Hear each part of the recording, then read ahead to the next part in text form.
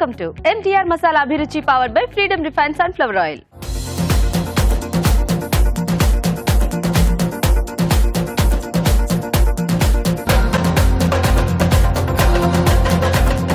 ప్రతిరోజు గుమగుమల్లో tasty recipes చూసి మీరందరూ ట్రై చేస్తున్నారు కదండి. మరి ఈ రోజు కూడా ఒక టేస్టీ వెరైటీతో రాజు గారు రెడీగా ఉన్నారు. మరి గుమగుమల్లో ఏం చేయబోతున్నారో ఆయన అడిగి తెలుసుకుందామా?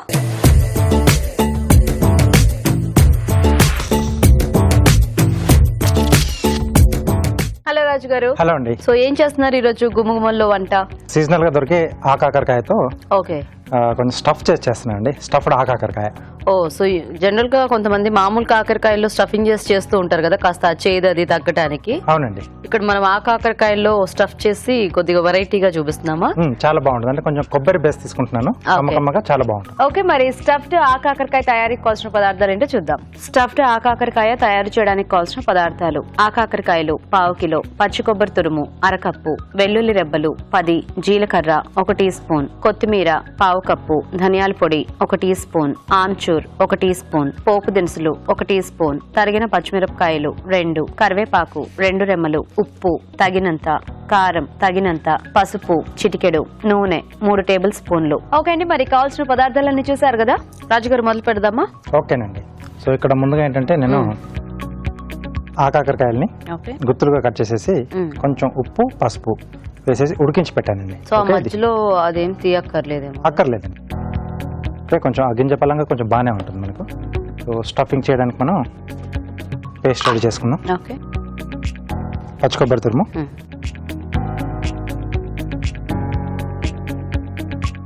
దీంట్లో వెల్లుల్లి రెబ్బలు,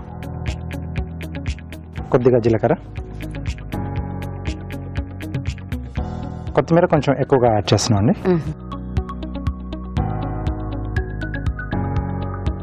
కొద్దిగా చింతపండు. ఓకే, సో ఒకసారి అలా డ్రైగా పట్టేసి తర్వాత కొంచెం వాటర్ వేసి పేస్ట్ రెడీ చేసుకుంటాం.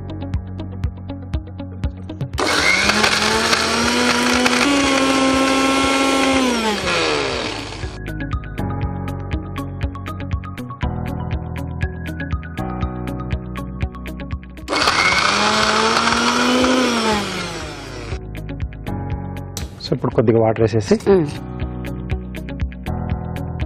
సో మొత్తం కొంచెం ఫైన్ పేస్ట్ లా చేసేసేయాలి రాజు గారు దీన్ని. అవునండి.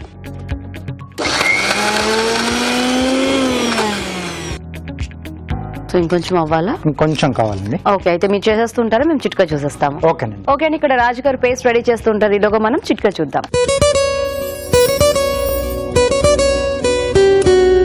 ఇప్పుడు మీకోసం మొదటి చిట్కా. వయసుతో పాటు చర్మంపై ముడతలు వచ్చేస్తూ ఉంటాయి. మరి ఈ ముడతలు కవర్ చేసుకోవాలి అంటే క్రీమ్లు లోషన్లు ఇలాంటివి అప్లై చేస్తూ ఉంటాం కదా, ఈ రకంగానే ఈ చిట్కా కూడా ప్రయత్నించండి. తప్పకుండా ఈ ముడతలు అనేవి కొద్ది రోజుల పాటు వాయిదా వేసుకోవచ్చు. ఒకవేళ ఇప్పటికే వచ్చినట్లయితే చాలా వరకు తగ్గుముఖం కూడా పడతాయి. ప్రతిరోజు రాత్రి పడుకునే ముందు చర్మాన్ని బాగా శుభ్రం చేసుకుని దాని తర్వాత బాదం నూనెతో మృదువుగా మర్దన చేసుకోవాలి. ఉదయాన్నే లేచిన తర్వాత గోరువెచ్చటి నీళ్లతో శుభ్రం చేసుకుంటూ ఉండాలి. ఇలా వారానికి ఒక 2-3 సార్లు చేస్తూ ఉన్నట్లయితే చర్మం పైన ముడతలు అనేవి చాలా వరకు తగ్గుతాయి. ఓకే అండి, చిట్కా చూసేసారు కదా. సో స్టఫింగ్ కి పేస్ట్ రెడీ అయిపోయింది. ఇప్పుడు మనము స్టఫ్ చేసుకోవచ్చు. ఇంకా సో ఒక ప్లేట్లోకి. సో ఇది కొంచెం మనకి డ్రైగా వస్తుందా రాజు గారు? మన ఇష్టం అండి.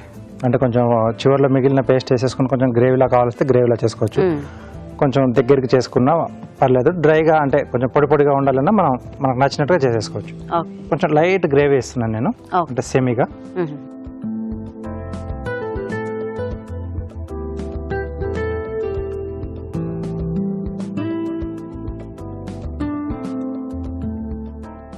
ఓకే, సో ఒక్కొక్క దాంట్లో ఇలా కొంచెం లోపల కంటే పెట్టుకుంటే మనకంటే కాస్త పైది ఊడిపోయినా లోపల స్టఫింగ్ అనేది కొంచెం ఉంటుంది. ఎస్, అలాగే కొంచెం దానికి మొత్తం అంటే మనం ఘాట్లు పెట్టాం కదా, అవును. సో లోపల వరకు కూడా ఆ ఫ్లేవర్ అనేది దానికి పడుతుంది కాకరకాయకి. సో ఎలాగో ఈ కాకరకాయ మనకి మామూలు కాకరకాయ అంత చేదు ఉండదు కాబట్టి ఇలా కాయకాయ పళంగా వేసుకున్నా కూడా మనకి తినడానికి అంత ఇబ్బంది ఏమి ఉండదు. ఉండదండి, అలా కాయపలంగా తినేసేది. సో అంటే కొంచెం కండ మందంగా ఉంటుంది కాబట్టి కొంచెం ముందుగా ఉడికించి పెట్టేసుకుంటే మనకు కొంచెం ఫాస్ట్ అయిపోతుంది. ప్రాసెస్ అనేది కొంచెం ఫాస్ట్ గా అవుతుంది. మామూలు కర్రీలా చేసుకున్నప్పుడు మనం ముక్కలుగా కట్ చేసుకుంటాం కాబట్టి పర్లేదు. అక్కడ చిన్న చిన్న ముక్కలు చేసేసుకుంటూ ఉంటాం. సో ఇక్కడ కాయపలంగా చేసుకున్నప్పుడు కొంచెం ఉడికించుకుంటే బెటర్. ఓకే, సో కొంచెం లైట్ గ్రేవీ అనుకున్నాం కదా, కొంచెం మిగిలిన మసాలాతో మనం ఎండింగ్లో కొద్దిగా యాడ్ చేసేసి వాటర్తో గ్రేవీలా చేసేసుకోండి. ఓకే. సో ఫిల్ చేసిన తర్వాత మళ్ళీ కొంచెం పైన కొంచెం నొక్కేస్తే కొంచెం క్లోజ్డ్గా ఉంటుంది. ఓకే. ఇలా నొక్కేసుకుంటే ఓకే. నెక్స్ట్ ఇప్పుడు మనం పోపు పెట్టేసుకున్నాం అండి.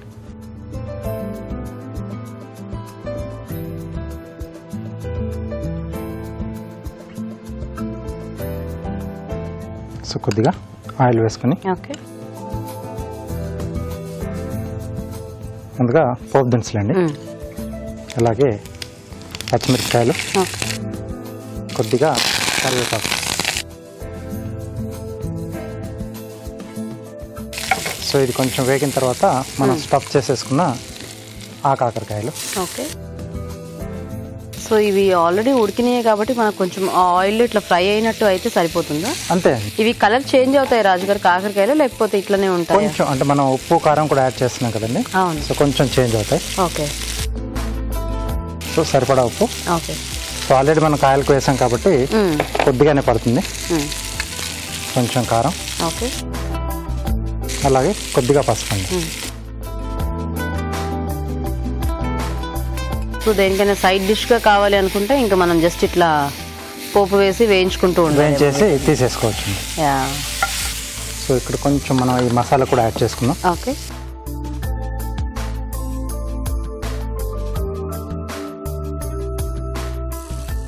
కొద్దిగా వాటర్ ఇస్తారా? సో ఈ స్టఫింగ్ మనం చేసేవి మార్చుకుంటూ ఉండొచ్చా అప్పుడప్పుడు? మార్చుకోవచ్చండి. వేరే పల్లీలు కానీ నువ్వులు కానీ ఉల్లిపాయల బేస్ కానీ సో టొమాటో బేస్ కానీ సో ఎక్కువ మిక్స్ చేయకుండా ఏదైనా ఒక వెరైటీతో చేసుకుంటూ ఉంటే మనకి ఆ టేస్ట్ అనేది బాగా తెలుస్తుంది. అలా ఉంటేనే బాగుంటుంది. సో అన్నీ కలిపేస్తే మనకు మిక్సింగ్ లో మళ్ళీ ఏదనేది అర్థం కాదు, అంటే టేస్ట్ మనకి ఏదనేది అర్థం కాదు. సో ఇప్పుడు ఇట్లా సింపుల్ గా కొబ్బరి, పచ్చిమిర్చి, వెల్లుల్లి ఈ కాంబినేషన్ అయితే సరిపోతుంది. ఎస్. దీంట్లోనే కొద్దిగా ధనియాల పొడి అండి, కొద్దిగా ఆమ్చూర్, కొంచెం పులుపు ఎక్కువగా వేస్తున్నాను దీంట్లో. సో కొబ్బరితో పాటు కొంచెం ఆ కొత్తిమీర ఫ్లేవర్ కూడా, కొంచెం కొత్తిమీర ఎక్కువ క్వాంటిటీని యాడ్ చేసాం కదా, సో ఆ ఫ్లేవర్ కూడా తెలుస్తూ ఉంటుంది. ఓకే. ఓకే. ఓకే. సో దగ్గరకు వచ్చేసింది. ఓకే. సో మనం యాడ్ చేసిన పేస్ట్ అంతా కూడా పైన కాకరకాయ కోటింగ్ లో వచ్చేసింది. ఎస్.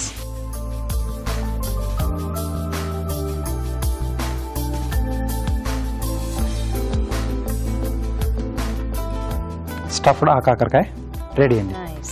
స్టఫ్డ్ ఆకాకరకాయ రెడీ అండి. టేస్ట్ చూసే ముందు తయారీ విధానం ఇంకోసారి చూద్దాం. స్టఫ్డ్ ఆకాకరకాయ తయారు చేసే విధానం. ముందుగా ఆకాకరకాయలని స్టఫింగ్ కి వీలుగా కట్ చేసి ఉడికించి ఉంచాలి. మిక్సీ జార్ లో పచ్చి కొబ్బరి తురుము, వెల్లుల్లి రెబ్బలు, జీలకర్ర, కొత్తిమీర వేసి మిక్సీ పట్టి పేస్ట్ సిద్ధం చేసుకోవాలి. ఈ పేస్ట్ ని ఆకాకరకాయల్లో స్టఫ్ చేసుకోవాలి. ఒక పాన్ లో నూనె వేసి పోపు దినుసులు, తరిగిన పచ్చిమిరపకాయలు, కరివేపాకు వేసి వేయించాలి. దీనిలో స్టఫ్ చేసుకున్న ఆకాకరకాయలు, ఉప్పు, కారం, పసుపు వేసి వేగనివ్వాలి. తర్వాత ధనియాల పొడి, ఆమ్చూర్ వేసి బాగా కలుపుకోవాలి. ఆపై కొత్తిమీరతో గార్నిష్ చేసి సర్వ్ చేసుకుంటే స్టఫ్డ్ ఆకాకరకాయ రెడీ.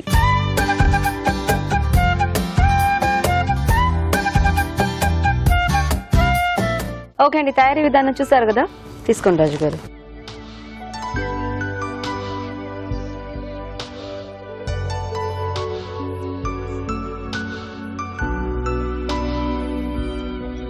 ఎక్కువ కొబ్బరి ఫ్లేవర్ బాగా తెలుస్తుంది కదా, అలాగే కొత్తిమీర కూడా కొంచెం క్వాంటిటీ ఎక్కువ యాడ్ చేసుకున్నాం కదా. ఆమ్చూర్ పులుపు కూడా బాగుంది. ఎస్ అండి. సో అది లేకపోయినా మనం నిమ్మరసం పిండుకున్నా కూడా బాగానే సూట్ అవుతుంది. అంటే కొంచెం చింతపండు వేసాము, సో దాంతో పాటు కొంచెం ఆమ్చూర్ ఆ ఫ్లేవర్ కూడా ఉంటే బాగుంటుంది, కొంచెం యాడ్ చేసాము. యా. సో అది అందుబాటులో లేకపోతే ఇట్లా ఫైనల్ గా నిమ్మరసం అది పిండి సర్వ్ చేసుకున్నా కూడా మనకి బాగానే ఉంటుంది. ఆ పులుపు సరిపోతుంది. బాగుంది. యాక్చువల్ గా అంటే ఆకాకరకాయ అది బాగా మెత్తగా ఉడికేసరికి ఈ కొబ్బరి ఆ ఫ్లేవర్స్ అన్ని కూడా దానికి బాగా పట్టేసాయి. పోపులో వేసి కొంచెం వేయించిన తర్వాత ఆ వేడికి వాటికి కాకరకాయ కూడా బాగా పట్టేసింది ఆ ఫ్లేవర్. సో బాగుంది రాజు గారు, వెరీ టేస్టీ. థ్యాంక్ యూ అండి. సో చూసారు కదండి, ఆ కాకరకాయతో ఇలా స్టఫింగ్ వెరైటీ బాగుంది. మీరు కూడా ట్రై చేసి చూడండి. ఇప్పుడు ఒక చిట్కా చూద్దాం.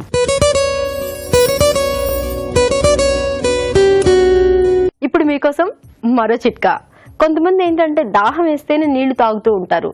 ముఖ్యంగా సమ్మర్లో, వేసవికాలంలో అయితే బాగా దాహం వేస్తుంది కాబట్టి నీళ్ళు ఎక్కువగా తాగుతూ ఉంటారు. ఇంకా చలికాలం, వర్షాకాలం విషయానికి వచ్చేసరికి అసలు నీళ్లే సరిగ్గా తాగరు. కాకపోతే సీజన్తో సంబంధం లేకుండా రోజుకు 3 నుంచి 4 లీటర్ల నీళ్లు తాగడం అనేది మన ఆరోగ్యానికి ఎంతో మంచిది. చలికాలంలో ముఖ్యంగా దాహం వేయట్లేదు కదా, చలిగా ఉంది కదా అని నీళ్లు తాగకుండా ఉండకండి. ఈ కాలం కూడా 3 నుంచి 4 లీటర్ల వరకు నీళ్లు తాగినట్లయితే చర్మం పొడిబారకుండా ఉంటుంది, అలాగే శరీరం డిహైడ్రేట్ అవ్వకుండా ఉంటుంది.